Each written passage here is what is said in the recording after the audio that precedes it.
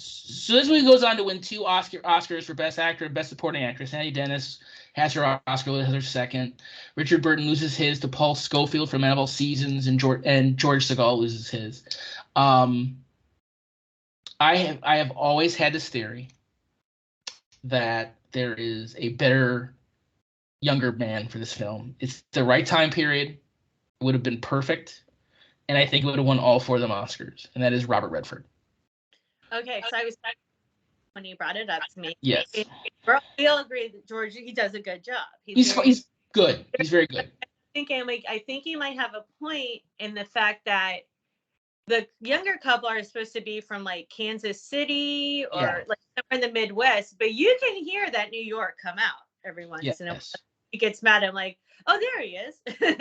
And Robert Redford has that very Midwest of that no accent, I guess they call it.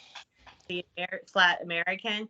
And it would have been good because then I was like, now that I'm made aware of this, I'm saying like, well, maybe he got his scholarship to this. Yeah, he got offered the role. He turned it down.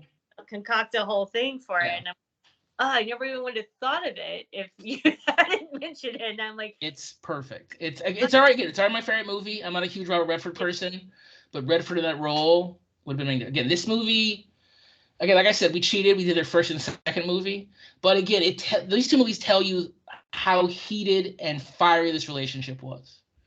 There was a time they were the younger couple, and that's what's beautiful about this. Is that they mirror each other so perfectly. And again, that's why Elder Albie's a genius.